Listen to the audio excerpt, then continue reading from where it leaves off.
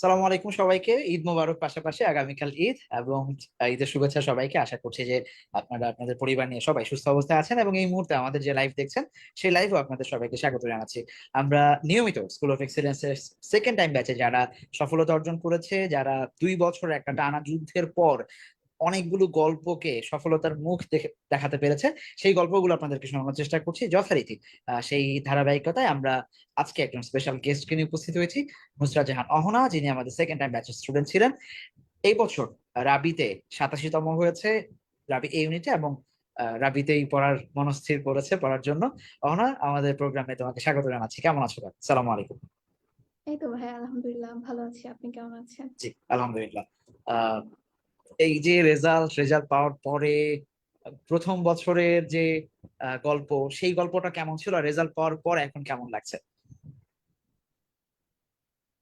প্রথম বছরের রেজাল্ট পাওয়ার পর ব্যর্থতার শিকার হয়েছিলাম। তখন সবার থেকে যেরকম কথা শুনছিলাম তখন একরকম ফিল হয়েছে। এবছর সফলতার মুখ দেখে আবার অন্যরকম ফিল হয়েছে। দুইটা একদমই অন্যরকম। আচ্ছা। তবে আহ, ভালো লাগছে যে দুইটারই স্বাদ আমরা গ্রহণ করতে পারছি, সেকেন্ড টাইমার যারা আছে। সেকেন্ড টাইমারদের এই জায়গাটা একটা অনন্য, যে 1 বছর আসলে তোমরা যা শিখো, 4 বছরের গ্রাজুয়েশন লাইফে মানুষ অনেক কিছুই শেখে না। বাস্তবতার যে জায়গাটা, সেটা অনেকটাই সেকেন্ড টাইমার এগিয়ে থাকে। তো তোমার প্রথম বছরের গল্পটা কেমন ছিল? তুমি প্রথম বছর আমাদের স্টুডেন্ট ছিল সম্ভবত, এক্সাম ব্যাচ আমার যতদূর মনে পড়ে। তারপরে তুমি হ্যাঁ, প্রাইভেটেও সম্ভবত ভর্তি হইলা, যতদূর মানে তোমার সাথে যখন, যেহেতু স্পেশাল ব্যাচ নেই, তোমার সাথে আমার কথা হইতো। তো প্রথম বছরের অভিজ্ঞতাটা কেমন? তারপরে আবার সেকেন্ড টাইম শুরু করলা, কি মনে করে?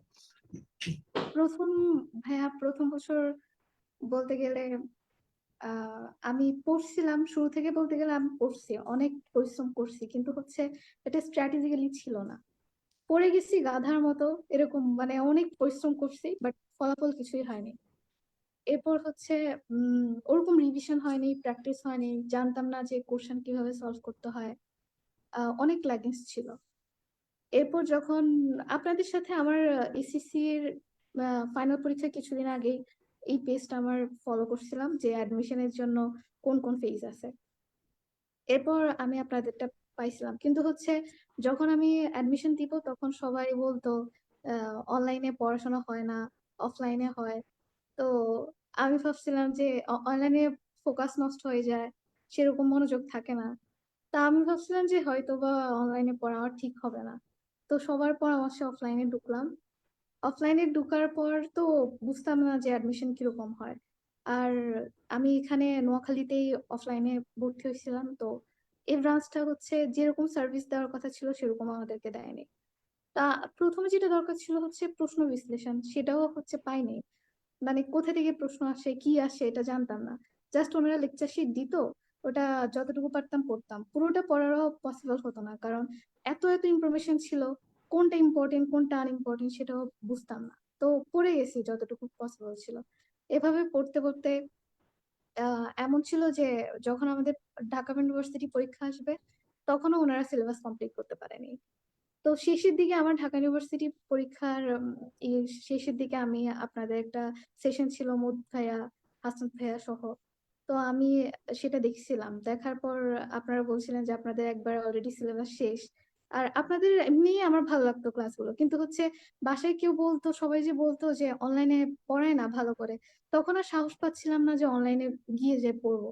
যদি আমি চান্স না হয়, আমার যদি ভুল হয় এই কারণে বা সময় নষ্ট হয়, তো আমি আর অনলাইনে ঢুকি নেই। তারপর যখন মুদি ভাইয়ার সেশনটা শুনলাম, শোনার পর আমার পরীক্ষা অলরেডি চলে আসছে। আমি যে তখন ভর্তি হয়ে আবার শুরু করব নতুন ভাবে, সেরকম আমার সময় ছিল না।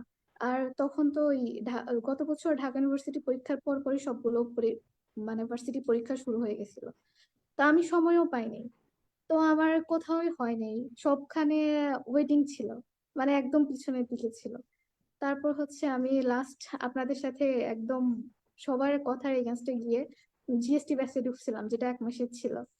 তো আমি ঢোকার পরে আমি ডিসিশন নিচ্ছি যে যা হবার হবে। আমি এখানে ভাইয়া যেভাবে বলবে ওভাবে পড়বো। তারপর আপনি যখন আমাদের তখন যখন ঢুকছিলাম তখন আপনি অনেকভাবে আমাদের কেয়ার করছিলেন। আবার একটা সেশন ছিল, ওখানে বলছেন এইভাবে এইভাবে পড়ো। তো আমি আগে কি পড়ছি না পড়ছি এগুলো ছেড়ে দিছি, সবকিছু ছেড়ে দিয়ে আপনাদের যত রেকর্ড ক্লাস ছিল ওই সময় আমাদেরকে এক ব্যাচে যা দিছিলেন, যেভাবে পড়তে বলছিলেন, আমি হয়তো আমি ওভাবে পড়তে পারিনি, কারণ আমার হাতে সময় ছিল না, 1 মাস ছিল। তো আমি সবগুলো ক্লাস শেষ করে ফেলছিলাম। তো আমার যেটা সবচেয়ে বেশি বেসিক ক্লিয়ার হয়ে গেছে সেটা হচ্ছে ইংলিশ। ইংলিশ হাসনাতের সবগুলো ক্লাস, আপনার ফার্স্ট পেপার সবগুলো ক্লাস করে ফেলছি। করার পরে তো আমি দেখতেছি আলহামদুলিল্লাহ অনেক ভালো পারতেছি আমি এখন আগের চেয়ে। তখন এই প্রথম মনে হচ্ছিল যে আমি মনে হয় এখন শিখছি। এতদিন যা পড়ছি আমি কি পড়ছি জানি না, আমি কি অ্যাডমিশনের জন্য পড়ছি জানি না, শুধু পড়ে গেছি। কোনটা আসবে আমি সেটাও বুঝিনি। তারপর এখানে পড়ার পরে মোটামুটি একটা ভালো প্রিপারেশন হয়েছে 1 মাসের। জিএসটি পরীক্ষা দিতে গেছিলাম, কিন্তু পরীক্ষাটা তো হচ্ছে লাস্ট ছিল, যে এখানে চান্স না পেলে তো আর কোনো সুযোগ নাই এবছরের জন্য আমার। উম বা সেকেন্ড টাইম যে দিতে হয় এটাও আমি খুব একটা ভালোভাবে জানতাম না, যে সেকেন্ড টাইম মানুষ দেয় আবার। তারপর পরীক্ষা প্রিপারেশন ভালো ছিল, কিন্তু ওখানে আমি ঠিকভাবে ওরকম প্রেজেন্ট করতে পারিনি, কারণ আমার অনেক নার্ভাসনেস কাজ করছিল। তো সেখানেও আমার পজিশন অনেক পিছনে আসছিল ওয়েটিং এ। আর ওখানে হয়তো সাবজেক্ট আসতো, কিন্তু এত দূরে দূরে বাবা মা পড়াবে না, আর ওরকম ভালো সাবজেক্টও আসতো না। তো সেটা ছেড়ে দিছি। ছেড়ে দেওয়ার পর আপু আম্মু বলছিল যে তুমি সেকেন্ড টাইম নেওয়া দরকার নেই, 1 বছর ড্রপ দেওয়া দরকার নেই, তুমি প্রাইভেট ইউনিভার্সিটিতে ভর্তি হও। তো আমি তো তখন ডিপ্রেশনে ছিলাম যে আমি কি করব। তারপর হচ্ছে আমার এক ভাইয়া বললো তুমি সেকেন্ড টাইম নাও। বাসা থেকে এটা কোনোভাবে সাপোর্ট করছিল না যে সেকেন্ড টাইম নেওয়ার জন্য। বলছিল যে তুমি প্রাইভেটে ভর্তি হও, সেকেন্ড টাইমে যদি তোমার না হয় তখন তুমি কি করবা। তো বাবা মার প্রেশারে আপনার সাথে কথা হয়েছিল এই ব্যাপারে। তো আব্বু আম্মুর প্রেসারে আমি ওনাদেরকে বললাম যে আম, আপনাদের সাথে যখন 1 মাস কোচিং করছিলাম, মানে 1 মাস, 1 মাসের যে কোর্সে ছিলাম, তখন অলরেডি বুঝে গেছি যে ভাইয়ারা আমার জন্য কি করবে। আমি সেকেন্ড টাইমে একদম নির্দ্বিধায় ভর্তি হয়ে গেছি। আমার কোনো ভাবা লাগে নাই যে এরপরে কি হবে, কারণ আমি 1 মাসে বুঝে গেছি যে আমি কিরকম সার্ভিস পাবো। এরপর আমি ঢুকে গেছিলাম। সেকেন্ড টাইমে আম্মুকে বলছি যে আমি প্রাইভেটে ভর্তি হবো, একটা শর্ত আছে, যদি তুমি আমাকে সেকেন্ড টাইমে এনরোল করাই দাও, তো তুমি আমাকে এটা করে দাও, তাহলে আমি প্রাইভেটেও যাই ভর্তি হবো। তো কিন্তু আমি তো আম্মুর প্রাইভেট, সাথে তুমি আম্মুর গেমটাই খেললা আর কি। আচ্ছা। হ্যাঁ হ্যাঁ, ই- বলছিলাম যে তুমি ভর্তি করে দাও, তারপর হচ্ছে আমি দুইটা কন্টিনিউ করবো একসাথে। কিন্তু পরে আম্মু বললো আচ্ছা ঠিক আছে, যদি মেয়েটা তবুও ভর্তি হয় আমি ওখানে সেকেন্ড টাইম করাই দেবো। তো আম্মু আমাকে এনরোল করাই দিল। তো আমি এটা কোর্সটা এনরোল করে রাখছি, আমি যখনই সুযোগ পাবো আমি যে ক্লাস করবো ওখানে, এরকম একটা ভাবনা ছিল। তো এরপর ঢাকায় গেলাম।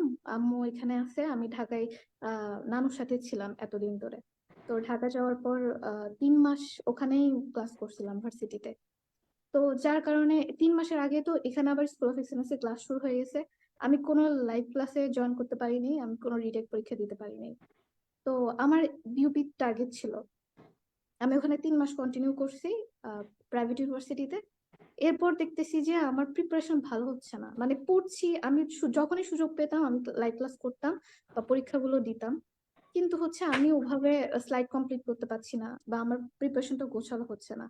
তো বিউপির আগে বলতে আমার 1 মাস ছিল হাতে, 1 মাসে আমি আবার শুরু থেকে শুরু করছি রেকর্ড ক্লাস। মানে আপনারা যেভাবে বলছিলেন যে রেকর্ড ক্লাস করো, করার পরে তখন তো আমাদের ডাইজেস্ট অনেক পরে দেওয়া হয়েছিল, তখন দেওয়া হয়নি। তো ক্লাস করো, ক্লাস করার পরে তোমরা কনসেন্ট্রেশন টেস্ট দাও, ক্লাস টেস্ট দাও। তো এভাবে আমি সকল রেকর্ড ক্লাস আর পরীক্ষাগুলো শেষ করছি। শেষ করছি হচ্ছে বিবি পরীক্ষার যে 1 মাস ছিল লাস্ট, ওই 1 মাসে শেষ করছি, একবার শেষ করছিলাম। ওরকম রিভিশন দিতে পারিনি বা প্র্যাকটিস হয়নি। তো তাও বিউপি প্রিপারেশন মোটামুটি ভালো ছিল। কিন্তু যখন পরীক্ষা দিতে গেছি তখন আমি আম্মু আবার আমাকে বলছিল যে তুমি বিউপিতেই পরীক্ষা দিতে পারবা, আর কোথাও পরীক্ষা দিতে পারবা না। আমার আম্মু হচ্ছে মানে বাবা মা এরকম ছিল যে প্রথমে একটা প্রেশার দেয়, এরপর যখন আমি বুঝাই বলি তখন বলে আচ্ছা ঠিক আছে করো, করতে পারো। এরকম এখন আমি বলবো না যে সাপোর্ট করেনি, সাপোর্ট করছে, করেও করতো না, এরকম ছিল ব্যাপারটা।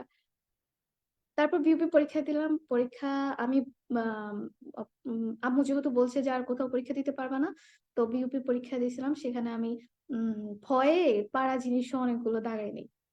এরকম ছিল যে আমার যদি নেগেটিভ যায় তাহলে তো আমি চান্স পাবো না, চান্স না পেলে তো আম্মু আমাকে নেক্সট যেই সুযোগটা দিবে না।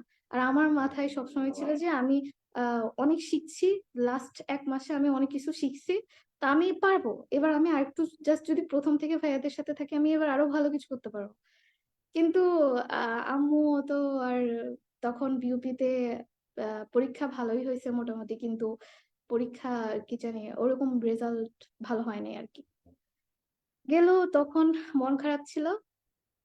ভাবছিলাম যে আর পরীক্ষা দিও না। তো আবার আপনি একটা লাইভ সেশন নিলেন, আমাদের মান্থলি মিটিং নিলেন। নেওয়ার পরে আ সবাই দেখি বলতেছিল যে আর হবে না, এসব বলছিল। তখন আপনি যেভাবে আমাদের ইন্সপায়ার করছেন, তো আপনার কথাগুলো শুনে আমি আবার পরের টেবিলে গেছিলাম। গিয়ে আমি ভাবছি যে এবার আমি সিইউর জন্য পড়বো। এখন আমি হচ্ছে আম ভার্সিটি আর এটা মিলাতে পারছিলাম না। আমার মনে হচ্ছিল আমি যদি ভার্সিটিতে একটু কম টাইম দিতাম তাহলে হয়তো 2nd টাইমে গ্রুপের জন্য আরেকটু ভালো প্রিপারেশন নিতে পারতাম। এখন বাসায় আমি আরেকটা প্রেশার দিছি যে আমি ভার্সিটি ছেড়ে দিব। আমি প্রাইভেট ইউনিভার্সিটি ছেড়ে দিব। তো আমি উনার আমি কথা শিওর যে ওই সময় আন্টি মনে মনে ক্যালকুলেশন করছেন যে এই মেয়ে আগেই চিন্তা করে আসছে যে এটা এই সময় এটা করবে এবং ও ইচ্ছা করে এটা করতেছে। এখন আচ্ছা। আম্মু আম্মু ১ম এ রাজি ছিল না যে তুমি এতদিন বলছো যে তুমি ২ টা কন্টিনিউ করবা। এখন তুমি বলতেছো যে তুমি প্রাইভেট ইউনিভার্সিটি ছেড়ে দিবা। আমি বলছি আমি ২ টা ব্যালেন্স করতে পারছি না। আমার কাছে 2nd টাইমটা বেশি প্রায়োরিটি দেওয়া মনে হচ্ছে। তো আমি এটাই করব। আমি ওই প্রাইভেট ইউনিভার্সিটিতে মনোযোগ দিতে পারছি না, অ্যাডজাস্ট করতে পারছি না। এখন তোমরা বলো, যা কিছু বলো আমি 2nd টাইমের জন্য প্রিপারেশন নিব। আমি এটা ছেড়ে দিব, আমি যাব না। তো আম্মু তো এখানে ছিল। আর ওরকম বলতে পারে নাই। পরে দেখতেছে আমি আসলে ভার্সিটিতে যাচ্ছি না। ভার্সিটিতে যাচ্ছি না। তারপর আম্মু বলল, "আচ্ছা ঠিক আছে।" আমি ওখানে মিড টার্ম দিয়ে চলে আসছি বাসায়। এরপর আমি আর ওই ভার্সিটিতে যাইনি। আমি আবার শুরু করছি সিইউর জন্য প্রিপারেশন। আ পড়ছিলাম একদম আ আবার যেগুলো আমার প্রবলেম ছিল। ক্লাস তো একবার করাই ছিল সবগুলো। আর জিকে প্রবলেম ছিল। জিকে আবার প্র্যাকটিস করলাম অনেক বেশি। আবার ডাইজেস্ট গুলো দিল তখন। ডাইজেস্ট গুলো প্র্যাকটিস করলাম। করে আম আবার হচ্ছে এখান দিয়ে আবার গিয়ে প্রাইভেট ইউনিভার্সিটির সেমিস্টার ফাইনাল পরীক্ষা। জাস্ট হচ্ছে বাসায় সবকিছু ঠান্ডা থাকুক, আমাকে যাতে তারা মানে কোন ধরনের বাধা সৃষ্টি না করে 2nd টাইম থেকে। এই কারণে আমি জাস্ট যেয়ে অ্যাটেন্ড করে আসছিলাম ওখানে। এরপর তো আর যাইই নাই। আম্মু ধরেই নিছে এই মেয়ে আর এই ইউনিভার্সিটিতে কখনোই যাবে না। তারপর সেখান থেকে আসছি। আসার পরে ভালো একটা প্রিপারেশন ছিল সিইউর জন্য। সিইউ বি ইউনিটে পরীক্ষা দিতে গেছিলাম। আ তখনও তো আম্মু একই কথা বলতো। আম্মু তো বারবারই প্রত্যেকটা ভার্সিটির আগে বলতো যে, "এ ভার্সিটির পরে তোমাকে আর কোন ভার্সিটিতে দিব না।" এটাই লাস্ট, যা হবে এটাই এটাই না। লাস্ট। এটাই বারবার বলতো। তো তখনও এটাই বলছিল। কিন্তু আমি হচ্ছে উনি তো বলতো কিন্তু এর মাঝে তো ও সব ভার্সিটির এপ্লাই ডেট দিয়ে দিছিল। আমি সবগুলাতেই এপ্লাই করে রাখছিলাম। আমার ধারণা ছিল যে যা হবে হবে, চান্স পাবো নাকি পাবো না জানি না। তবে শেষ পর্যন্ত আমি চেষ্টা করে যাব। আর সবগুলো পরীক্ষা অ্যাটেন্ড করব। তো বি ইউনিটে পরীক্ষা অ্যাটেন্ড করলাম সিইউতে। আ পরীক্ষা মা ভালোই দিছিলাম ইংলিশ, বাংলা। তবে হচ্ছে জিকে পরীক্ষাটা ভালো হয়নি। তো সেখানে আমার পজিশন আসছে ৯,০০০। এটা দেখে আমি ভাবছি যে 2nd টাইমে ৯,০০০ পজিশন। তো আমি কিভাবে সামনে যাব? এটা কি আমার পক্ষে সম্ভব? তো আমি ভাবছি না হবে না। আম্মু যেটা বলছে এটাই হবে না আমার দ্বারা। না, আম্মু তো তখন বলতো, "হবে না, ছেড়ে দে। এত প্রেশার নেওয়ার দরকার নাই। অনেক কষ্ট করছস কিন্তু আসতেছে না। এখন ছেড়ে দে। তুই আবার প্রাইভেটে মনোযোগ দে।" কিন্তু আমি তো প্রাইভেটে পড়বই না। প্রাইভেটে মনোযোগও দিব না। তো আমি আবার ডিউনিটের জন্য পরীক্ষা দিছিলাম। তখন আ দেওয়ার পরে দেখতেছিলাম যে পরীক্ষা মোটামুটি ভালোই দিছি। আ বাসায় এসে আবার রিচেক করে প্রশ্ন দেখার পর আম ভালো দেওয়ার পর মনে হচ্ছিল যে না পারা সম্ভব। কিছুটা কনফিডেন্স গ্রো হলো যে না আমি পারবো। এখানে যাতে এত মানে মোটামুটি ভালো একটা করছি আশা করি সামনেও যেতে পারবো। তো এখান দিয়ে আবার কি হয়েছে ভাইয়া রাজশাহী ইউনিভার্সিটিতে আম্মু রাজি ছিল না। কারণ এটা তো অনেক দূরে ছিল বাসা থেকে। এটা আমাকে ফার্স্ট টাইমও পরীক্ষা দিতে দেয়নি রাজশাহী ইউনিভার্সিটিতে। তো আচ্ছা। সিইউর যখন আবার আমার রেজাল্ট দিল সিইউতে ১৩৯৫ আসছিল। তারপর হচ্ছে ভাবছিলাম যে ১৩০০ পর্যন্ত আসছি। ৯,০০০ থেকে ১৩০০ পর্যন্ত আসতে পারছি। এখান থেকে সামনেও যাওয়া সম্ভব।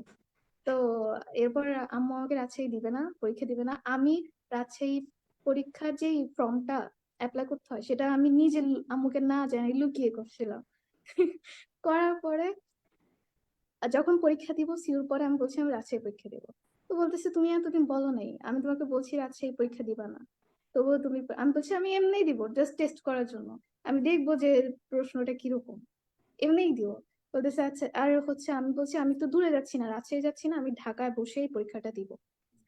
তো এরপর আমি পরীক্ষা দিতে গেলাম। আমি জানতাম যে এখানে চান্স পাইলেও আম্মু আমাকে পড়াবে না, না পাইলেও পড়াবে না। তবুও পরীক্ষাটা ভালো দেওয়ার চেষ্টা করছে। এখন কি হয়েছে, প্রথমেই পরীক্ষার হলে বসেই আমার ফর্ম ফিল আপে যখন আমি ফর্মটা পূরণ করবো ওইমার, তখন আমার রোল ভুল হয়ে গেছে। তো আমাকে আর ওইমার দিচ্ছে না, আমাকে আর ওই টিচারটা ওইমার দিচ্ছে না। তো পরে আমি বসেছিলাম, দেখি যে আমার এরকম ছিল যে প্রশ্নটা অ্যাটলিস্ট দেখতাম, প্রশ্নটা যদি আমি দেখি তারপর যদি আমার কাছে আহ কঠিন মনে হতো তাহলে বলতাম ঠিক আছে আমার চান্স হবে না, ওকে ফাইন। কিন্তু আমার তো প্রশ্নই দেখিনি এখনো। তো পরে আমি বসেছিলাম, তারপর দেখি যে ওই ম্যামটা যখন আমাদের প্রশ্ন দিবে তখন প্রশ্নের ওয়েমারটা আমাকে আবার দিছে, নতুন একটা ওয়েমার আর নতুন প্রশ্নটা আমাকে দিছিল।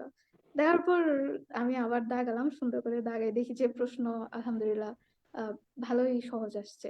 আর তখন দাগালাম, মানে কোন যতগুলো শিফটে ছিল পারি। রাবির? মানে এই ইউনিটে কোন শিফটে? দুটো শিফট ছিল এবার। ফার্স্ট শিফটে আচ্ছা ছিলাম। আচ্ছা আচ্ছা। তো সেখানে দাগিয়ে দিছিলাম, বলছিলাম যে এখানে তো প্রেশার নাই, আম্মু তো পড়াবে না, ওকে ফাইন, এখানে কম দাগাবো না, মানে আমার যতগুলো পারি আমি দাগাবো, যতগুলো ঠিক মনে হয় আমার। এরপর দাগায় আসছি, দাগায় আসার পর এরপর আমি ওখান থেকে ঢাকা থেকে আবার নোয়াখালী চলে আসছি, আমার এখানে কুমিল্লা ইউনিভার্সিটি পরীক্ষা ছিল, জিএসটি পরীক্ষা ছিল। তো চলে আসছি, আসার পর আমি কুমিল্লা ইউনিভার্সিটি পরীক্ষা দিতে গেছি হচ্ছে নিশ্চিন্তে, কারণ পরীক্ষা দেওয়ার পর তো অলরেডি বোঝা যায় যে আমি হুম। কতটুকু অ্যান্সার করতে পারছি বা আমার চান্স হবে কিনা। তো আমার ধারণা ছিল যে 500-র মধ্যে চান্স হয়ে যাবে ইনশাল্লাহ। তো চান্স তো হয়ে গেছে, আম্মু রাঁচিতে পড়াবে, চান্স পাইলে শুনলে ইনশাল্লাহ পড়াবে, এখন এসব বলে। তারপর হচ্ছে আর পড়াশোনা করিনি, পড়াশোনা ছেড়ে দিছি। তারপর কুমিল্লা ইউনিভার্সিটি এখন যেহেতু ফর্ম নিছি, তো সবগুলো ইউনিভার্সিটিতে পরীক্ষা দিব, জাস্ট অ্যাটেন্ড করব প্রশ্ন দেখার জন্য। কারণ না আপনি এত বেশি ইংলিশ প্রশ্ন সলভ করাতেন, ভাইয়ারা এত প্রশ্ন সলভ করাতো, আমার তো জীবনে স্কুল অফ এক্সিলেন্সের এত প্রশ্ন দেখলাম, একটু পরীক্ষাগুলো প্রশ্ন সব দেখে আসি আমি। এরকম একটা ছিল যে আমি কতগুলো পারি, আমি নিজেকে যাচাই করার জন্য পরীক্ষাগুলো দিয়েছিলাম। তো আমি কুমিল্লা ইউনিভার্সিটিতে পরীক্ষা দিছি, ওখানেও দেখি যে আলহামদুলিল্লাহ ভালো হয়েছে। তখন ভাবলাম যে রাজশাহীতে হয়েছে এই জন্য এখন সব জায়গায় হচ্ছে, এর আগে তো আমার হয়নি। আম্মু কোনো ভরসা রাখছিল না যে হবে না, সবার তো পাবলিক হয় না। তো এরপর আমি যখন কুমিল্লা ইউনিভার্সিটি পরীক্ষা দিয়ে বের হয়ে গাড়িতে বসে আসছি, বাসায় আসছি নোয়াখালীতে, আহ, তখন আমার রাজশাহীর রেজাল্টটা দিছে। রাজশাহীর রেজাল্ট দেখার পর আমি দেখি যে 87, আমি ভাবছি যে 87 মার্কটা মনে হয় হাইস্ট মার্ক, অন্য কারো কিছু হবে, আমার 87 পজিশন আসতে পারে না, এটা সম্ভব না, কারণ আচ্ছা। 100-র মধ্যে পজিশন আসবে এটা আমি জীবন ভাবি নাই। এখন পরে আবার দেখলাম, দেখার পরে দেখি যে 87 পজিশন, আম্মুকে দেখাচ্ছি, আম্মু বিশ্বাস করছে না, কারণ আম্মু জানতো যে জিএম এর এখনো আহ, মানে চান্সই হচ্ছে না ওর সেরকম ভাবে, ও কেমনে 100-র মধ্যে ঢুকবে, এটা কি সম্ভব? তা আম্মুকে দেখাচ্ছি, আম্মু দেখতেছেই না, আম্মু বলতেছে মিথ্যা কথা বলতেছে, কারণ আম্মু ভাবতেছে এবার আবার আমি ওনার সাথে মজা করতেছি, এরকম আর কি। তো পরে আম্মু দেখলো, দেখার পরে এবার অনেক খুশি। আমি তো ওই যেই গাড়িতে ছিলাম সেখানে চিল্লাচিল্লি শুরু করে দিয়েছি, এরকম অবস্থা। তারপর এখন আব্বু খুশি, আব্বুকে বললাম, তো সবাই খুশি ছিল। এরপর যত পরীক্ষা দিছিলাম সবগুলো, এরপর জিএসটি পরীক্ষা দিছিলাম হচ্ছে, মানে জাস্ট অ্যাটেন্ড করছি, অ্যাটেন্ড করার পর আর কি আলহামদুলিল্লাহ হয়ে গেছে অটোমেটিক্যালি, আমি কোনো প্রিপারেশন নিই নাই। আর আমার যা পড়াশোনা ছিল তো তা তো হচ্ছে আপনারা তো অনেক আগে সিলেবাস কমপ্লিট করে দিয়েছিলাম, এরপর আমি শেষ করছি, এরপর আপনারা প্রচুর প্র্যাকটিস করাইছেন ক্লাসে। আমি সবগুলো ক্লাসে যখন তখন ঢুকে ক্লাস করতাম, আপনি করাইতেন। আর আপনার প্রশ্ন প্যাটার্ন ছিল এরকম যে আপনি একটা প্রশ্ন করাতেন, সেখান থেকে এত এত ইনফরমেশন দিতেন, তো তখন মনে হতো যে অনেকগুলো তো এখানে একটা প্রশ্নেই শিখে যাচ্ছি, তখন বারবার ইনফরমেশন গুলো আসতো। আস্তে আস্তে ওই সময় মোটামুটি গ্রো হয়ে গেছে যে আমি পারবো, মানে প্রশ্ন কিভাবে সলভ করতে হয় এটা হয়ে গেছে। তো একবার যেহেতু রাজশাহী তো হয়ে গেছে, এরপর আর প্রিপারেশন নেওয়া লাগে নাই, এরপরে সবগুলো ওই আপনার যে ট্রিক্স ছিল ফর্মুলা ছিল এগুলো অ্যাপ্লাই করে দিয়ে আসছি। এভাবেই আর কি পরীক্ষাগুলো দিছিলাম।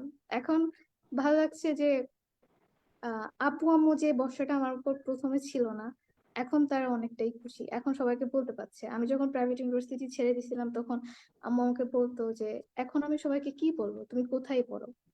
এখন তো আমি কাউকে বলতে পারছি না, এতদিন যা একটু বলতে পারতাম এখন তুমি সেটাও আমার সুযোগ রাখলা না। তো আমি বলছি অপেক্ষা করো, দেখো আরেকটু অপেক্ষা করো, ধৈর্য ধরো, এখনো তো পরীক্ষা সবগুলো শেষ হয় না, ইনশাল্লাহ আমি পারবো, ভরসা রাখো। তো এখন এখন আমি বলতে পারছি যে আমার কথাই ঠিক হয়েছে। এখন আম্মু বলতেছে যে মা হও তখন বুঝবা যে আমি কেন এই কথাগুলো টেনশন গুলা তোমাকে কেন করে, এক্স্যাক্টলি। বলছি। মায়ের দোয়াও অনেক বেশি, আশা করি আপনি সেই দোয়ার জায়গাটাও রাখবেন। হ্যাঁ। আহ তো অনেক লম্বা গল্প শুনলাম, আলহামদুলিল্লাহ। খুব খুব সাবলীল ভাবে তুমি তোমার গল্প বলে গেলা। অনেকদিন পর মানে এরকম গল্পের মানে স্বতঃস্ফূর্ত হয়ে যে গল্প বলার, মানে তোমার গল্পটা অলওয়েজ স্পেশাল ছিল। আমি গত 2 বছরে সেকেন্ড টাইম অনেকেই দিচ্ছে, বাট ইউনিভার্সিটি কন্টিনিউ করে সেকেন্ড টাইম দেয়ার রিস্ক নেয়া, আর বিশেষ করে প্রাইভেটে, কারণ একটা বড় টাকা খরচ হচ্ছিল। তুমি ওদের ব্র্যাকে ছিল না স্ট্রেসে ছিল? আমি ভুলে গেছি এক্স্যাক্টলি এই মুহূর্তে। আমি ছিলাম হচ্ছে মানারাত ইন্টারন্যাশনাল ও ও, ইউনিভার্সিটিতে। তুমি মানারাতে ছিল, হ্যাঁ। সাইব ভাইয়ের ইউনিভার্সিটি, যেটা সাইব ভাই যেটাতে আমি পড়া। হচ্ছে ব্র্যাকে স্টোয়েস্টে এগুলোতে ঢুকি নাই, হচ্ছে এগুলোতে ঢুকলে তো অ্যামাউন্টের পরিমাণ আর একটু বেশি হতো। হুম তখন হুম তো হুম। আম্মু আরো বেশি প্রেশার ক্রিয়েট করতো। হ্যাঁ হ্যাঁ। এই জন্য আমি একটু নিচের স্টিল দিকে যে ছিলাম স্টিল যে কারণ দুইটা মানে এরকম করে। প্রাইভেটে একটা বেশ ভালো টাকা খরচ হয়। সেই টাকা খরচ মানে কন্টিনিউয়াসলি খরচ করে প্রাইভেটের পড়াশোনার যে প্রেশার, সেটা খরচ মানে সেই প্রেশারটা নিয়ে একটা বাচ্চা সেকেন্ড টাইম দিতে যাবে, এইটাই একটা বড় মানে সাহসের জায়গা। সাইদ ভাই কমেন্ট করতেছেন যখন অত যোদ্ধা, নোয়াখালী মানেই সাহসের ডিব্বা, এগুলো বলতেছেন সাইদ ভাই ফেসবুকে। তো এইটাই আসলে যে একটা এইরকম অসীম সাহস আমি খুব কম বাচ্চাকেই দেখছি। কারণ সবাই সেকেন্ড টাইম দেয় হচ্ছে টেকেন ফর গ্রান্টেড, যে ফার্স্ট টাইম হয় না সেকেন্ড টাইম দিব, উইদাউট এনি প্ল্যান। আমি পুরো গল্পটা শুনতেছিলাম। আমি অনেকদিন ধরে এই গল্প জানি, কারণ যেহেতু তোমাদের সাথে আমার নিয়মিত কথাবার্তা হয়েছে, বা তোমরা কয়েকজন ছেলে যাদেরকে আমি নিবিড়ভাবে আলাদা ভাবে পর্যবেক্ষণ করছি, বাট এই গল্পটা আমি সবাইকে একটানা শুনতে দিছি। কারণ হচ্ছে যে একটা বাচ্চা স্ট্র্যাটেজিক্যালি কতটা রেডি বা নিখুঁত প্ল্যান, যে আমি জানি আমি কি করব, এই জানাটা একজন শিক্ষার্থীর, বিশেষ করে সেকেন্ড টাইমারদের খুব গুরুত্বপূর্ণ। যে আসলে আমি কেন সেকেন্ড টাইম দিচ্ছি, ফার্স্ট টাইমে হয় নাই আমি জাস্ট অ্যাটেন্ড করব এই জন্য না। মানে ওনার একটা লক্ষ্যই ছিল যে আমাকে যাইতে হবে কোথাও ডেফিনেটলি, সেটার জন্য যা যা করা দরকার, প্র্যাকটিস, পরীক্ষা, ক্লাস। আমার মানে একদম প্রথম দিকের কনভারসেশন তোমার মনে পড়ে যে তুমি বিকালবেলা বাসায় ক্লাসে ফিরে আমাকে বলছিলে, ভাই এতগুলা ক্লাস করে এখন কি আসলে আমার দ্বারা পড়া সম্ভব, আমি তাহলে কেমনে পড়বো, মানে একদম প্রথম দিকের কনভারসেশন যেটা আমার মনে পড়ে। তা আমি তোমাকে বলছিলাম যে তুমি আর যাই করো না করো, তুমি পরীক্ষাটা নিয়মিত দিও, যেটাই আছে। তো এই যে নিজের মানে দুর্বলতা বোঝা এবং স্ট্রেংথ বোঝা, দুইটাকেই মেনটেন করে আগানো, এটা একটা অসাধারণ ব্যাপার। না মানে তুমি যেই উদাহরণটা সেট করলা, আশা করছি যে সেকেন্ড টাইমারদের এটা মানে মানে এইটা একটা বড় অনুপ্রেরণার জায়গা থাকবে, যে যে কোনো কিছু চাইলে সম্ভব। মানে প্রথমবার কোথাও হয় নাই, সেকেন্ড টাইমেও প্রথম দিকে তুমি 9,000 1500 হচ্ছে হচ্ছে না ওয়েটিং এ, সেইখান থেকে টপ 100-এ চলে আসা একটা ইউনিভার্সিটির, রাজশাহীর মতো ইউনিভার্সিটির, ইটস হিউজ পাওনা।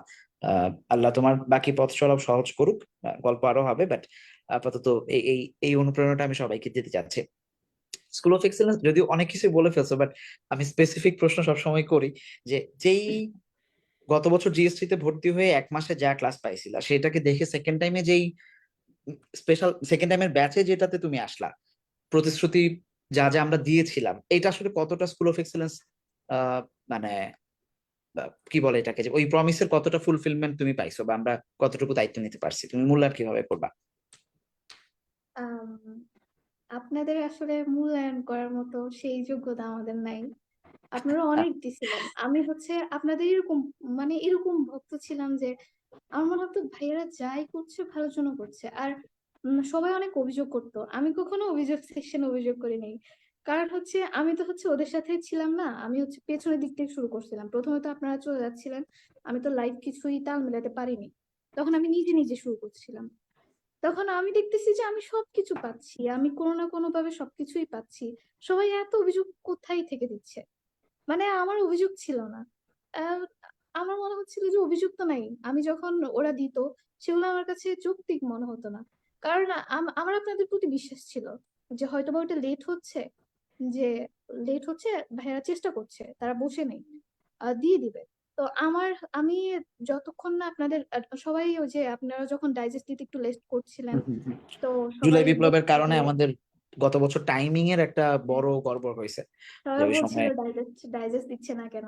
কিন্তু এর আগে আপনি বলছিলেন যে ডাইজেস্ট দিচ্ছি না, ঠিক আছে, তোমরা ওই টপিক অনুযায়ী তোমাদের কাছে যে বইগুলো ছিল সেখান থেকে প্র্যাকটিস করো। তো আমার কাছে তো আমি গত বছর যেহেতু প্রিপারেশন নিছিলাম আর আপনাদের সাথে ছিলাম না, হয়তো বা থাকলে আমার এত বই কিনা লাগতো না। তা আমি অনেকগুলো বই কিনছিলাম। তো আমি বসে বসে সেগুলো সলভ করছিলাম আপনি যেভাবে বলতেন। আর হচ্ছে আপনি আমাদের ডাইজেস্ট দিয়ে হচ্ছিল ঠিক আছে, কিন্তু আপনারা ছিল এরকম যে একটার পর একটা ওয়ে বলে দিতেন যে হ্যাঁ ঠিক আছে এখন এটা না এটা করো, এটা নাই এটা করো। তখন ওই অনুযায়ী পড়তাম, সেক্ষেত্রে আমার কোনো অভিযোগ ছিল না। তো আমার শেষ যখন আমি সেকেন্ড টাইম প্রিপারেশন মানে অ্যাডমিশন শেষ হয়ে গেছে, তখন আমার মনে হয়েছে আলহামদুলিল্লাহ যে আমি যে বিশ্বাস করে এখানে ঢুকছি, আমার মানে অনেক সময় কি হয় যে 1 মাসও মানুষের যে বিশ্বাসটা পায় না, সেটা আহ একদিনেও সম্ভব। তো আমার আগে আপনাদের প্রতি বিশ্বাস ছিল, সাহসটা ছিল না। পরে আমি নিজেই সাহস করে ঢুকছি জিএসটি ব্যাচে, এরপর হচ্ছে সেকেন্ড টাইম ব্যাচে ঢুকছি। আমার কাছে আপনাদের কোনো ঘাটতি ছিল না মনে হয়নি, কারণ যতটুকু ঘাটতি আপনাদের অনেক সময় মধু ভাইয়া বলে যে আমাদের ঘাটতি ছিল, যার কারণে আমরা একটা কয়েকটা সিট দিতে পারিনি। এ কথাগুলো আমার কখনোই মনে হয় না যে আপনাদের ঘাটতি ছিল। আপনারা সবটুকু দিছেন, কারণ হচ্ছে একটার পর একটা পথ আমাদেরকে দেখাই দিয়েছেন। তো সেই অনুযায়ী আমরা আগাচ্ছিলাম। আলহামদুলিল্লাহ শেষ পর্যন্ত ভরসা রাখছিলাম। আমার যখন প্রথম ছিল না, তখন আমি ভাবছিলাম যে ভাইয়ারা যেভাবে বলছে আমি তো সেভাবে বলছি, কিন্তু আমার হচ্ছে না। মনে হয় আমার স্ট্র্যাটেজি ঠিক না। আবার বলতেছিলাম যে এখন তো আমি ওরকম কামব্যাক করতে পারবো না, অন্যভাবে প্রিপারেশন নিতে পারবো না, আমি এভাবেই নিই। আর ভরসা ছিল আপনাদের উপর যে ভাইয়ারা যেহেতু বলছে যে এভাবেই সম্ভব, তাহলে এভাবে হবে, আমাকে ধৈর্য রাখতে হবে। তো আমি এভাবেই আবার পড়ে গেছি, আবার পুনরায় পড়ে গেছি আপনি যেভাবে বলতেন। আর আমাদের মান্থলি মিটিং গুলো আমাদের জন্য অনেক বেশি উপকার ছিল, যেগুলোর মাধ্যমে আরো ক্লিয়ার হতে পারতাম যে কি করা উচিত, সামনে কিভাবে করা উচিত। তা আমি শেষ পর্যন্ত পড়ে গেছি। আমার কাছে মনে হয় না যে স্কুল অফ এক্সিলেন্স এর কোনো ঘাটতি ছিল। স্কুল অফ এক্সিলেন্স সেরা, এক কথায় বলতে গেলে। যাক, আলহামদুলিল্লাহ। আলহামদুলিল্লাহ। আলহামদুলিল্লাহ। প্রথমে যেটা বললা যে আপনাদের মূল্যায়ন করার যোগ্যতা আমাদের নাই, আমি বলবো যে আসলে আমরা ব্যক্তিগতভাবে আমাদের সর্বোচ্চ চেষ্টাটা করি তোমাদের জন্য, বাট আমরা যেহেতু আমরা মানুষ, আমাদের পুরো প্রতিষ্ঠানটাই মানুষদের দিয়েই পরিচালিত, যারা যারা ভুলের ঊর্ধ্বে না। আর বেশি মানুষের দায়িত্ব নিতে গেলে অনেক সময় ছোট ছোট ভুল আমরা করে ফেলি, যেটা তোমাদের লাইফে অনেক বড় বড়, মানে আমাদের এন থেকে ছোট্ট একটা রিলাক্টেন্সে কিংবা ছোট্ট একটা অনিচ্ছাকৃত ভুলও তোমাদের লাইফে অনেক বড় ইম্প্যাক্ট ফেলতে পারে। সো ওই জায়গা থেকে আমাদের অনেক সীমাবদ্ধতাও আছে। কিন্তু তোমরা আসলে আমাদের কোনো সীমাবদ্ধতায় থেমে থাকবে না যদি তোমরা তোমাদের পরিশ্রমটা ঠিকঠাক করো। মানে আমার আমার দায় হয়তো যে গত বছর আমি ঠিকঠাক ডাইজেস্ট সময় মতো দিতে পারি না, কিন্তু এটাকে ওভারকাম করার জন্য আমি অনেক কিছু করছি। আমি আলাদা পিডিএফ দিছি, ক্লাসের মধ্যে প্রশ্ন বেশি দিছি, আমি ভোকেবস এর আলাদা করে গ্রুপ করে দিছি যাতে প্রত্যেকদিন ডাইজেস্ট যাওয়ার আগেই পেতে পারো। এইটাকে যদি তোমরা চেষ্টা করো তাইলে আর মানে আমার দায়বদ্ধতা আর থাকে না, মানে আমরা তোমাদের উপর নির্ভরশীল যে দায় যেন না আসে। ডেফিনেটলি আমি আমার দায় এড়ানোর জন্য চেষ্টা করতেছি, বাট পরিশ্রমের ভাগটা সবসময় আমরা স্টুডেন্টদেরকে কেন দেই, যে আমরা জাস্ট তোমাদেরকে গাইড করতেছি আর কিছু না। পড়তেছো তোমরা, পরীক্ষা দিচ্ছ তোমরা, চেষ্টা করতেছো তোমরা, রিজিকে আল্লাহ বরকত দিচ্ছে তোমাদেরকে। আমরা শুধু মাঝখানে আসি যে হ্যাঁ, এটা আলহামদুলিল্লাহ যে আমরা তোমাদের জার্নির অংশ। এই রেজাল্ট সম্পূর্ণ তোমার, তোমার পরিবারের। মাঝখান থেকে আমরা বলতে পারি যে আমরা এখন একটা ফ্যামিলির অংশ, যে তোমরা আমাদের ফ্যামিলিতে আছো। এইটুকুই। যাক, আলহামদুলিল্লাহ। স্পেসিফিক্যালি আমাদের কিছু ফিচার নিয়ে তোমার কাছে আমি জানতে চাবো যে এক্সাম, যেহেতু অনেক এক্সাম হইতো, এটা তোমাদের কাছে তোমার কতটুকু ভালো লাগছে? আর তুমি যেহেতু লাইভ ক্লাস প্রথম দিকে কম করতা, রেকর্ড ক্লাসই বেশি করতা, বিভিন্ন ডাউট সলভ তোমার নিশ্চয়ই থাকতো, সেই ডাউট সলভের জন্য যে আলাদা ডাউট সলভ গ্রুপ ছিল, এইটাকে কিভাবে মূল্যায়ন করবা? আম, ভাইয়া বলতে গেলে হচ্ছে আমি সেকেন্ড টাইমে হচ্ছে যখন আমাদেরকে ডাইজেস্ট দেওয়া হয়েছিল, তো আমি আবার হচ্ছে লাস্ট যে ক্লাসগুলো ছিল সেই ক্লাসগুলো করতাম। আর হচ্ছে আমি যেহেতু রেকর্ড ক্লাস করছি, তো সেই ক্ষেত্রে আমি তাড়াতাড়ি ওই টপিক গুলো শেষ করে ফেলছিলাম ডাইজেস্টে। তো শেষে যখন ডাইজেস্ট ছিল, এরপরে যে ক্লাসগুলো হচ্ছিল আমি ক্লাস করতাম, ক্লাস করে পরীক্ষা দিতাম, পরীক্ষা দিয়ে তখন তো আমার সময় ছিল, যেহেতু আমি ছেড়ে দিছি একটা ভার্সিটি। তো আমি তখন ক্লাস করতাম, ক্লাস করে পরীক্ষা দিতাম, পরীক্ষা দিয়ে ডাইজেস্ট টপিকটা সলভ করে ফেলতাম। আপনি সবসময় বলতেন যে এখনই করে ফেলো। তো সব ভাইয়েরা বলতো, আমি ওই ক্লাসটা শেষ করতাম, শেষ করে পরীক্ষাগুলো দিয়ে ফেলতাম। দিনে আর কয় ঘন্টা পড়াশোনা করতা? মাঝখানে একটু মানে প্রশ্ন করতেছে, দিনে কয় ঘন্টা পড়াশোনা করতা এত এত এত কিছু আয়োজনে? কতক্ষণ পড়তা? প্রথম দিকে তো পড়ার এত সুযোগ পাইনি। পরের দিকে হচ্ছে রাতে এবার অতটা পড়তে পারিনি। ফার্স্ট টাইমে আমি বলতে গেলে এবার হচ্ছে ফার্স্ট টাইমে হচ্ছে আমি অনেক বেশি পরিশ্রম করছি, কিন্তু হচ্ছে আমি স্ট্র্যাটেজিক্যালি আগাইনি, যার কারণে আমার কনফিডেন্সও গ্রো হয়নি। আমার মনে হচ্ছিল এইবার যে যখন তুমি এই যে স্ট্র্যাটেজিক্যালি ক্লাস করতে, ক্লাস করে পরীক্ষা, পরীক্ষার পরে ডাইজেস্ট সলভ, এই প্যাটার্নটাকে করতে তোমার কতক্ষণ লাগতো দিনের স্পেসিফিক গড়ে? তো এবার যেহেতু আপনাদের ফলো করছিলাম, সেক্ষেত্রে আমার একটু সময় লাগতো না, আমি এবার রাত জাগা লাগেনি অ্যাটলিস্ট। তো আমি হচ্ছে সকালে থেকে পড়া শুরু করতাম, সকালে যখনই উঠতাম। এখন সব সময় তো আমি আমার সকালে উঠার অভ্যাসটা একটু কম, তাও আমি চেষ্টা করতাম শেষের দিকে, যখন আপনি একদিন আমাকে বকা দিছিলেন যে এত রাতে তুমি কেন জেগে আছো। তো এরপর থেকে আমি আম, চেষ্টা করেছি যে সকাল থেকে উঠার। তো সকালে যখনই উঠতাম, উঠে আমি তখনই পড়তে বসে যেতাম আর কি, খাওয়া দাওয়া করে। তো এরপর হচ্ছে সারাদিন পড়া হতো, মাঝখানে বিকালে হচ্ছে একটু ঘুমাতাম, আর তারপর হচ্ছে রাতের 1টা 2টা পর্যন্ত হাইস্ট পড়াশোনা করতাম, এতটুকুই ছিল। তো সব মিলে হয়তো হচ্ছে 8 ঘন্টার মধ্যে 8 ঘন্টা প্লাস পড়াশোনা হতো, ওকে, ওকে। বাদ এতটুকুই বাকি ছিল। ফিচার নিয়ে কথা বলছিলে, ডাউট সলভ এবং এক্সাম, এটা আমি হ্যাঁ জাস্ট হ্যাঁ, জেনে রাখলাম, আমি পরে কথা বলবো তোমাকে নিয়ে এটা। জি ভাইয়া। আর হচ্ছে টেলিগ্রাম গ্রুপে যখন পরীক্ষাগুলো যেগুলো হচ্ছিল এগুলো বারবার দিচ্ছিলাম, আর হচ্ছে ডাইজেস্ট সলভ করছিলাম। প্রথম প্রচুর প্র্যাকটিস সলভ হয়ে গেছিল আর কি, আমার প্রচুর প্র্যাকটিস করাতে যে প্রশ্নই আসতো ওরকম একটা অ্যাবিলিটি চলে আসছে যে কি কি কি কোথা থেকে আসছে এটা ওরকম চলে আসছে। আর ক্লাসগুলোতে এত পরিমাণ প্রশ্ন সলভ করানো হতো। আর আমি তো বললাম যে একটা এমসিকিউ করা হলো, সেখান থেকে আরো 5-6টা এমসিকিউ সলভ করায় দেওয়া হতো, এরকম যে ইনফরমেশন গুলো বলা হতো। তো আমার ক্লাস আর হচ্ছে পরীক্ষাগুলো দেওয়ার পর, ডাইজেস্ট পড়ার পর আমার মনে হতো না যে আমার এই টপিকের উপর আর কোনো লাইসেন্স আছে। আমার এমনি আমি ক্লাসের পরেই হচ্ছে ডাইজেস্ট ইজিলি সলভ করতে পারতাম আলহামদুলিল্লাহ। আর আমার হচ্ছে এবার চান্স পাওয়ার হচ্ছে একটাই ভালো ছিল যে আমি অনেক বেশি প্র্যাকটিস করছি, যেটা আমি গত বছর করিনি। আর এই পরীক্ষাগুলো আমাদের জন্য অনেক বেশি দরকার, এর মাধ্যমে আমাদের প্রশ্ন সলভ করার ওরকম ভয়টাও চলে যাবে। আর হচ্ছে প্র্যাকটিস করতে করতে তখন যখন পরীক্ষার সামনে প্রশ্নটা আসবে, তখন মনে হবে ও এটা তো এখান থেকে আসছে, এটাতে এই টপিকে আসছে, বাকি তো এটা বলছিল। তো ক্লাসগুলো যদি সে মনোযোগ দিয়ে করে, এরপর পরীক্ষাগুলো মনোযোগ দিয়ে দেয়, আর হচ্ছে পরীক্ষা যেটা হবে না তার, সেটা হচ্ছে সে লিখে রাখে। আপনি যে বললেন একটা খাতা লিখে রাখতে, সেখানে আপনার খাতা। আপনার যেগুলো ভুল হবে। হ্যাঁ, তো আমার এরকম খাতা ছিল, আমি সেখানে লিখে রাখতাম, লিখে রেখে আমি বারবার যখন পরীক্ষাগুলো আবার দিতাম, আবার দেখতাম যে কোনটা ভুল হচ্ছে। তো এভাবে আমি প্রচুর পরীক্ষা দিছি, অনেক বেশি পরীক্ষা দিছি। আমি সবচেয়ে বেশি সময় দিছিলাম পরীক্ষা দিতে। ক্লাস আর হচ্ছে পরীক্ষা দিছিলাম, আর প্র্যাকটিস ডাইজেস্ট সলভ করছিলাম, এর বাইরে আমি আর কিছুই করিনি। এর মাধ্যমেই আলহামদুলিল্লাহ অনেক ভালো, এখান থেকে অনেক ভালো কিছু শিখা আলহামদুলিল্লাহ, হয়েছে। আর প্রশ্ন আলহামদুলিল্লাহ। সলভ করার অ্যাবিলিটি ইজিলি হয়ে গেছে তখন। এই পরীক্ষাগুলো যদি ও ভালোভাবে দেয়, ক্লাসগুলো করে, তখন হচ্ছে সে যেই প্রশ্নই আসুক তার সামনে, সে ইজিলি সেটা সলভ করার অ্যাবিলিটি তার হয়ে যাবে। মানে তার ভালো লাগবে সলভ করতে। প্রশ্নগুলো দেখলে মন চাবে যে সলভ করে ফেলি, ভালো লাগছে। মানে বারবার শুধু আপনাদের কথাগুলো মাথায় চলে আসে, যে বলছিল এইভাবে এইভাবে সলভ করেছিল, আপনি তো কত প্রশ্ন আমাদের সলভ করাইছিলেন, যেটা মানে কাউন্ট করাও যায় না। তো ওই সলভ করতে করতে করতে করতে অনেক কিছু, মানে পরীক্ষার প্রশ্নগুলো অনেক ইজি মনে হয়েছে। আলহামদুলিল্লাহ। কত আমি বেশি তোমাকে ভালো লাগে। মানে তোমার মানে সারাদিনের স্টাডি টাইমটা এই জন্য জিজ্ঞেস করলাম যে তুমি খুব মানে অনেকেই ভাবতে পারে যে আসলে এত পড়াশোনা করলে মানে ক্লাস করব, এক্সাম দিব, ডাইজেস্ট সলভ করবো, একটা টপিক শেষ করতে তো আমার দিনে 14-15 ঘন্টা পড়া লাগবে। ব্যাপারটা তা না। এইটা স্পেসিফিক বোঝানোর জন্য, মানে আমরা যদি সিস্টেমেটিক্যালি একটা ক্লাস না টেনেও করি, মানে জেনুইন ক্লাস টাইমটা যদি 2-2.5 ঘন্টা 3 ঘন্টা ক্লাস হয়, তারপর সেটার পরীক্ষা দিতে গেলে 2টা পরীক্ষা, ক্লাস টেস্ট, উইকলি টেস্ট দিলে 1 ঘন্টা যাইতে পারে সলভ ক্লাস দেখা সহ।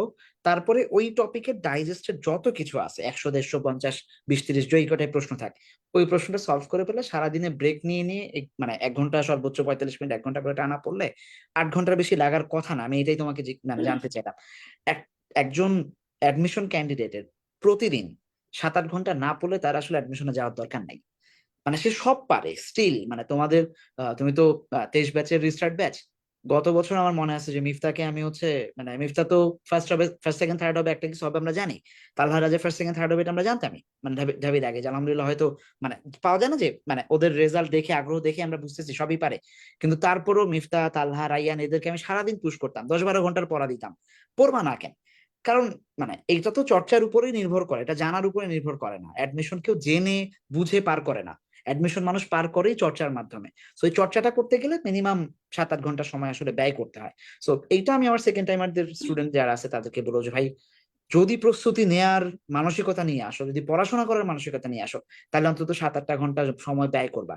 তাতে করে তুমি ইউনিভার্সিটি টিকে যাবা কিনা শিওর না। কেননা যদি আম্মু যদি তোমাকে মানে রাবিতে না পাঠাইতো, তাহলে তোমার আর এই বছর এই গল্পে, সাক্ষাৎকারের গল্পে আসা লাগতো না। মানে তুমি চুপচাপ ওই চবিতে 13,500 বুঝছে কিছু একটা পজিশন হয়তো পাইয়া তুমি নর্মালি অনেকদিন পরে আসতা। বাট এই যে প্রথম দিকের গল্পে, টপারদের গল্পে আমরা তোমাদেরকে নিয়ে আসছি, কারণ হচ্ছে তুমি ওই প্র্যাকটিসটা করে গেছো, আল্লাহর উপরে বিশ্বাস ছিল, আল্লাহ বরকত দিয়ে দিচ্ছেন। সো রেজাল্ট আল্লাহ দিবেন, কিন্তু না যদি চান্স পাইতে তাও তো অনেক কিছু শিখতা জীবনে, ডিসিপ্লিন চলে আসছিল যে তুমি এতটাই সাহস পাইছো জীবনে এই ডিসিপ্লিনে যে তুমি একটা প্রাইভেট ইউনিভার্সিটি ছেড়ে চলে আসতে পারছো, জীবন অনেক কিছু করতা। এটা হচ্ছে ব্যাপার যে আমি আমার শিক্ষার্থীদেরকে এই কথাটাই বলবো। আমাদের আর কোনো ফিচার নিয়ে, লাইক আমরা টেক্সট বইকে গুরুত্ব বেশি দেই, ভোক্যাবস আলাদা করে পড়াই, এই ফিচার গুলাকে তোমার কাছে গুরুত্বপূর্ণ মনে হয়েছে কিনা, বা কিভাবে মূল্যায়ন করবে এগুলাকে? ভোকাবুলারির কথা বলতে গেলে অনেকে বলে যে ভোকাবুলারি মাস্টার বই পড়তে হবে, এই বই পড়তে হবে। ভাই আমাকে দেখা যাচ্ছে? জি জি জি, হ্যাঁ। আম, সবাই বলে যে অনেকগুলো বই পড়তে হবে। আমি অনেস্টলি বলতে গেলে আমি কোনো ভোকাবুলারির জন্য কোনো বই পড়িনি। আপনারা যাই দিচ্ছেন, আমি আমার কাছে তাই অনেক মনে হতো। আমার মনে হতো যে আমার তো অনেক কিছু পড়া লাগছে না, যেগুলো আমাকে দিচ্ছে সেগুলো আমি বারবার প্র্যাকটিস করি। কারণ হচ্ছে আমার প্রথমবার আমি ব্যর্থ হয়েছিলাম একটাই কারণে, যে আমার প্র্যাকটিস ছিল না, রিভিশন ছিল না। যার কারণে আমি প্রশ্নগুলো দেখতাম চেনা আছে, বাট মানে কোনটা হবে সেটা নিয়ে আমি কনফিউজ ছিলাম। দুইটাই আমার মনে হতো। তো আমি বারবার শুধু হচ্ছে আমাদের যে ডেইলি ভোকাবস ছিল সেগুলো বারবার রিভিশন দিতাম। ক্লাসে যত ভোকাবস দিত, মানে একটা স্লাইডে কিছু ভোকাবস প্রতিদিন দেওয়া হতো, হুম, হুম। ওগুলো করতাম। আর হচ্ছে আমাদের বিভিন্ন পরীক্ষা হতো, যে পরীক্ষাগুলোতে যে ভোকাবস গুলো পারতাম না, যত ভোকাবস ছিল ওগুলো লিখে রাখতাম, লিখে লিখে বারবার দেখতাম। দেখে এর মাধ্যমে আমার ভোকাবস ক্লিয়ার হয়ে গেছে। আমি এর বাইরে আর কিছুই করিনি, এগুলোই আমি বারবার পড়তে রিপিট করছিলাম আর কি। আর হচ্ছে টেক্সট। টেলিগ্রাম গ্রুপে আমাদের যে ডাউট সলভ সেকশন আছে সেটা হচ্ছে আমাদের জন্য আরো বেশি উপকার করছে। কারণ হচ্ছে আমরা প্রশ্ন সলভ তো অনেক করছিলাম, ক্লাসেও করছিলাম। এছাড়া হচ্ছে আমরা মানে আমাদের যে সহপাঠীরা আছে ওদের প্রশ্নগুলো আমরা সলভ করতাম। আমাদেরকে দেওয়া হতো, আমরা সলভ করতাম, আবার আমাদের প্রবলেম কেউ একজন সলভ করে দিত। তো পরের জন্য আর অপেক্ষা করতে হচ্ছে না। যদি এই ডাউট সলভটা না থাকতো তাহলে কি হতো, আমি ওটা খুঁজতে খুঁজতে আমার অনেক বেশি টাইম ওয়েস্ট হতো। জি। তো আমি একটু জিজ্ঞেস করতাম, জিজ্ঞেস করে নিজেও খুঁজতাম। খোঁজার পরে যদি না পাই তখন দেখলাম যে ডাউট সলভার আরেকজন দিয়ে দিচ্ছে। তো সেখান থেকে অনেক কিছু জানা হচ্ছে। আর হচ্ছে আমরা তো সবসময় একটা টপিক নিয়ে বসি, কিন্তু যদি ডাউট সলভে ঢুকি তাহলে হচ্ছে সবাই তো বিভিন্ন টপিক থেকে, কারণ একই টাইমে তো সবাই সেম টপিকে পড়াশোনা করে না, অনেক অনেক টপিক নিয়ে পড়াশোনা করে। তো হুম, হুম। তখন যখন ওরা প্রশ্নগুলো দিত, তো ওগুলো সলভ করা হতো, ওগুলো প্র্যাকটিস করা হতো। সাবকনশিয়াস মাইন্ডে একই সাথে অনেকগুলো টপিক নিয়ে তোমরা ব্রেনস্টর্ম হ্যাঁ, করতে পারতা। অনেকগুলো অনেকগুলো একটা টপিকের উপর না, এখানে অনেকগুলো টপিক আসতেছে। তো এর মাধ্যমে কারণ পরীক্ষা তো আমাদের সবগুলো টপিক থেকে প্রশ্ন আসবে। তো যখন এই প্রশ্নগুলো ওদের সলভ করে দিতাম তখন আরেকটু বেশি নিজে কনফিডেন্স লাগতো যে আমি তো এক টপিক না পড়ে অন্য টপিকের প্রশ্ন সলভ করতে পারছি, তাহলে আমি ইনশাল্লাহ পারবো। আর হচ্ছে আমার আমি যখন একদম ভালোভাবে সিউর আগে প্রিপারেশন নিছিলাম তখনই আমার মনে হচ্ছিল যে আমি পারবোই, আমার কোনো না কোনো ভার্সিটিতে আমার হয়ে যাবে। মানে এরকম একটা কনফিডেন্স নিজের মধ্যে চলে আসছে। মানে আমি সবকিছু পারি, বাট হয়তো কোনো কারণে আমি ওখানে প্রেজেন্ট করতে পারছি না। কারণ এত পরিমাণ আমি শুধু প্রশ্ন সলভ করছি, অনেক বেশি প্রশ্ন সলভ করছি।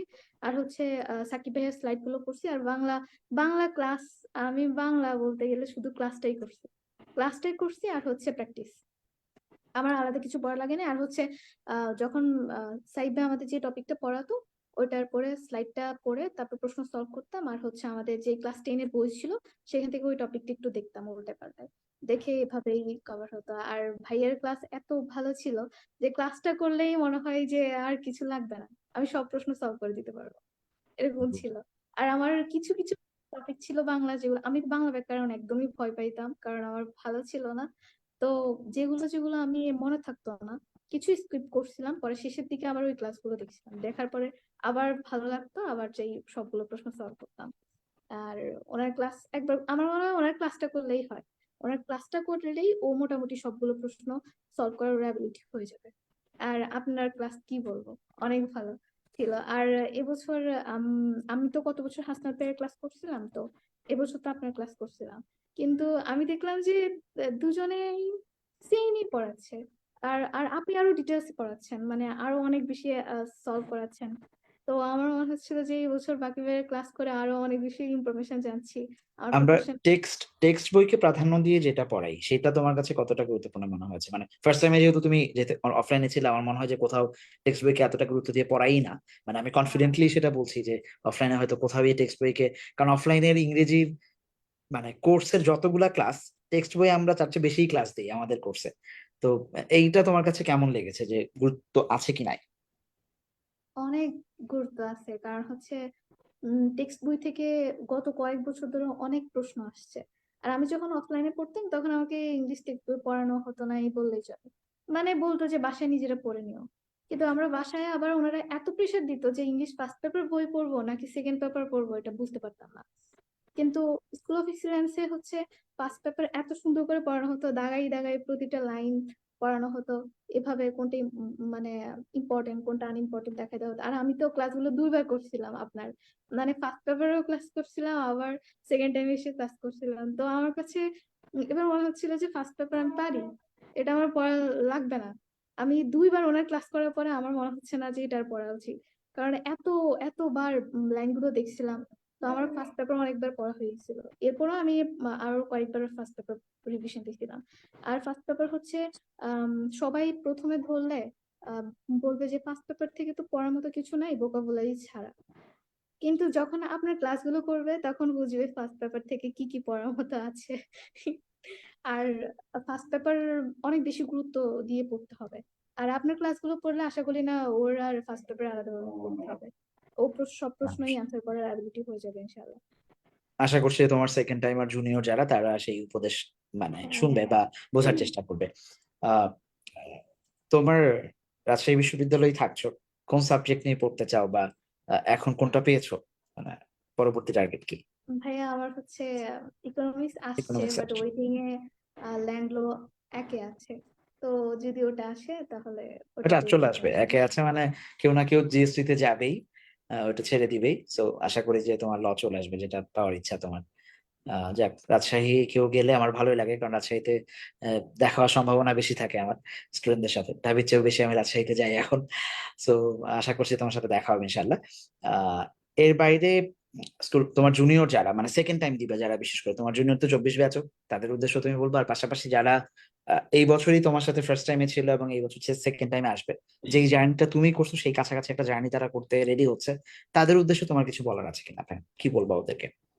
আম, আমার তাদের উদ্দেশ্যের কথা হচ্ছে ওরা হচ্ছে আপনাদের সাথে, মানে যখন আপনারা কোর্সটা শুরু করবেন তখন আমি ওদেরকে সাজেস্ট করব যে আপনাদের সাথে আপনারা যেভাবে বলছেন সেভাবে প্রতিদিনের পড়াটা প্রতিদিনই কমপ্লিট করে ফেলুক। কারণ হচ্ছে ওর রিভিশনের অনেক বেশি প্রয়োজন, যেটা ও ফার্স্ট টাইমে হয় নাই। এখন ও যদি এভাবে শেষ করে, মানে ভাইয়াদের সাথে একসাথে শেষ করে, তাহলে হচ্ছে ও অনেকবার রিভিশনের সুযোগ পাবে। কারণ ওর ক্লাস টেস্টের আগে রিভিশন দিতে হচ্ছে, মান্থলি টেস্টের আগে রিভিশন দিতে হচ্ছে, ইভ্যালুয়েশন টেস্টের আগে রিভিশন দিতে হচ্ছে। এর মাধ্যমে ওর অনেকবার রিভিশন হয়ে যাবে। আর হচ্ছে আমি তো যেহেতু প্রথম থেকে ওভাবে লেগে থাকতে পারি নাই, যেহেতু আমি প্রাইভেটে পড়তাম। তো যাদের এই সুযোগটা আছে তারা প্রথম থেকেই যতটুকুই পারুক, এখন সেকেন্ড টাইম দিছে বিধে হচ্ছে ওর মধ্যে হয়তোবা একটা ডিপ্রেশন কাজ করবে, ও প্রথমে ওরকম ফোকাস দিতে পারবে না। বাট ওর আগে মাইন্ড সেট করতে হবে যে আমার ভালো হোক খারাপ হোক যাই হোক, আমি এই মিশনে জয়েন করবো আর কি, যে আমি সেকেন্ড টাইম এটা নিবো। এরপর হচ্ছে ভালো যদি হয় তাহলে তো আলহামদুলিল্লাহ, আর যদি না হয় তাহলে সেটা হয়তো আমার জন্য কল্যাণকর ছিল না। এটা তার মধ্যে বিশ্বাস করতে হবে। এখন যদি সে এটা বিশ্বাস না করতে পারে তাহলে সে সেকেন্ড টাইম কন্টিনিউ করতে পারবে না। কারণ ব্যর্থতা বারবার ওকে গ্রাস করবে, বারবার হতাশা আসবে, যেটা আমার মধ্যেও আসছিল। আমাকে বাসায় সবাই বলতো হবে না, অনেক কিছুই বলতো। তবুও আমার মাথায় ছিল যে আমি শেষ পর্যন্ত চেষ্টা করি, দেখা যাক আল্লাহ আমার সাথে কি করে। হলে তো আলহামদুলিল্লাহ, না হলে হয়তো ওটা আমার জন্য ভালো ছিল না। এটা ভেবে আমি সেকেন্ড টাইম নিয়েছিলাম। তো যারা নিচ্ছ তারা হচ্ছে প্রথম থেকে শুরু করো, ভাইয়ারা যেভাবে বলছে সেভাবে কথাগুলো শুনো। আর স্কুল অফ এক্সিলেন্স এর ক্লাসগুলো পরীক্ষাগুলো একদম ভালোভাবে দাও, যতবার পারো পরীক্ষা দাও, যতবার পারো পরীক্ষা দাও। এর মাধ্যমেই তোমাদের অনেক প্রিপারেশন হয়ে যাবে আর অনেক কনফিডেন্স গ্রো করবে নিজের মধ্যে, যে আমার দ্বারা পারা সম্ভব, যেটা আমার মধ্যে হয়েছিল। তাহলেই ভালো করা সম্ভব আর কি। প্রথম থেকে ওরা মানে অল্প হোক যতটুকু হোক ওরা পড়তে বসুক, লিস্ট আস্তে আস্তে তো ওরা ভালো করবে, হয়তো আজকে 5 ঘন্টা কালকে 6 ঘন্টা পড়বে। তো আস্তে আস্তে পড়তে বসুক, তারপর হচ্ছে ইনশাল্লাহ ভালো করবে সামনের দিকে, যদি আপনাদের সাথে আপনাদের কথাগুলো ভালোভাবে শুনে। আর স্কুল অফ এক্সিলেন্সে পড়লে আমার মনে হয় না আর কিছু দরকার আছে, আর কিছু আলাদা কিছু লাগবে। আপনারা যেভাবে গাইড করেন যেভাবে কেয়ার করেন। আর আমার হচ্ছে আমি আপনাদের কোর্সে প্রথম যখন জিএসটি তে 1 মাসের জন্য ঢুকলাম, তখন আমার কাছে ভালো লাগছিল মহদুদ ভাইয়া কি, মানে কত ভালোভাবে আমাদের শাসন করছে। মানে আমি কোনো প্ল্যাটফর্মে দেখিনি যে এভাবে শাসন করতে। তো উনি আমাদের জন্য আবার দেখি যে কাঁদছে যখন উনি আমাদের চান্স পাওয়া, আমি তো তখন ছিলাম না, তখন যারা ছিল তারা চান্স পায়নি। তো তখন খুব খারাপ লাগছিল যে এরকমও মানুষের জন্য এতটা কেয়ার কিভাবে করে, এতটা ভালোবাসে কিভাবে। তো আমি তখন ওনার শাসনগুলো দেখেও আমি বলতে গেলে আমি স্কুল অফ এক্সিলেন্সে আসছি। যে আমি ফার্স্ট টাইমে অ্যাডমিশন নিছি, যে আমাকে কেউ গাইডলাইন দেওয়ার মতো ছিল না, বা আমাকে যে কেউ যে কোনো শাসন করবে সেরকমও কেউ ছিল না। আমি যে অন্যদিকে মাইন্ড যদি আমার ডাইভার্ট হয়ে যাইতো কোনো কারণে, সেখান থেকেও আমাকে ফেরার মতো কেউ ছিল না। আমার বলতে গেলে আমার কোনো কেউই ছিল না, আমি নিজেই প্রিপারেশন নিয়েছিলাম, নিজেই সামনের দিকে আসছিলাম। তো যখন এখানে ঢুকছি তখন একদম মানে ভরসা ছিল যে ভাইয়ারা যেহেতু আছে আমি কোনো দিকে মাইন্ড ডাইভার্ট হবে না, আমি পারবো। ওনারা যেভাবে বলছে আমি সেভাবেই শুনবো, মানে আপনারা যেভাবে বলতেন আমি সেভাবেই শুনতাম, এরকম ছিল। কিন্তু হচ্ছে আমি ওই যে অনেক বকা খাইতাম। আহ মুদ ভাইয়া বলতো যে আরে তোমরা ইয়া করো না, ক্লাস করো না, এটি পরীক্ষা দেওয়া না। কিন্তু আমি ওনাকে বলতে পারিনি যে ভাইয়া আমি সবগুলো পরীক্ষা দিছি আর আমি সবগুলো ক্লাসও করছি। এটুকু আমি ওনাকে বলতে পারিনি আর কি, কারণ আমার তো সুযোগ ছিল না। তো এই আর কি, আপনাদের কথা শুনতে ইনশাল্লাহ ভালো করবে, ইনশাল্লাহ আর কিছু লাগবে না, শুধু স্কুল অফ এক্সিলেন্সের সাথে থাকলেই হবে। ফিয়ামানিল্লাহ, আশা করছি তোমার জুনিয়ররা যে পরামর্শগুলো তুমি দিলা যে কিভাবে শুরু করবে এবং কতটুকু প্র্যাকটিসের মধ্যে দিয়ে যাবে বা নিয়মতান্ত্রিক ভাবে কিভাবে ওদের পড়াশোনাকে গুছিয়ে নিবে, আশা করছি তারা এই বিশেষ করে প্রশ্ন বিশ্লেষণের কথা তুমি যেটা প্রথমেই বললা যে সবচেয়ে জরুরি, যে প্রশ্ন বিশ্লেষণ করে দেখা বা বোঝা যে কোন ইউনিভার্সিটিতে কি আসতেছে। কারণ এখন দুনিয়ার সবকিছু পড়ার নাই, কারণ ওরা 1 বছর ধরে পড়ছেই, এখন সিস্টেমটাকে ধরা যায় আমি সিস্টেমেটিকলি আগাইতে পারবো কি পারবো না। তো আশা করছি যে সেই জায়গাটায় তোমার জুনিয়ররা মনোযোগ দিবে বা চেষ্টা করবে বোঝার যে কতটুকু ওদের করা উচিত। শেষ প্রশ্ন, কি হতে চাও জীবনে বা কি করবা? এই প্রশ্ন আমি সবাইকেই করি। ভালো মানুষ হতে চাই, যেটা আপনারা সবসময় আমাদেরকে শিখিয়েছেন। আলহামদুলিল্লাহ, আল্লাহ তৌফিক দিক। সবাই যে এটা বলে তারে আমি বলি যে এটা একটা কঠিন জার্নি। পৃথিবীতে কেউ ভালো মানুষ হতে চায় না, কিন্তু চাওয়াটা খুব সহজ, কিন্তু সেই চাওয়াটার পেছনে লেগে থাকাটা খুব কঠিন। আল্লাহ যেন রাস্তা সহজ করে দেন তোমাদের জন্য। সবার জন্যই যেন এটা খুব সহজ হয়। রাজশাহী গেলে আশা করছি দেখা হবে। তার এক পর্যন্ত সুস্থ থাকো, ভালো থাকো। পেছনে গরু ডাকতেছে, ঈদ মোবারক। ঠিক আছে। আশা করছি যে সুন্দর আপনাকে কাটবে। ঈদ মোবারক আর ভাইয়া, সবার। জি, ইনশাল্লাহ। আর আব্বা আম্মুকে সালাম জানা, আন্টির সাথে ইনশাল্লাহ আমরা আমাদের পরে কথা হবে। আজকের মিটিং আমি জানলে মানে আন্টিকে নিয়ে আসতে বলতাম, আন্টির অনুভূতি শুনতাম। একা এক আন্টির নাম অনেক বদনাম করে গেলাম। আশা করছি কোনো এক সময় আন্টিকে সহ আমরা আন্টির অনুভূতি শুনবো ইনশাল্লাহ কোনো এক সময়। তার এক পর্যন্ত ইনশাল্লাহ দোয়া রইল ভাই, ভালো থেকো। সালামু আলাইকুম। আসসালামু আলাইকুম।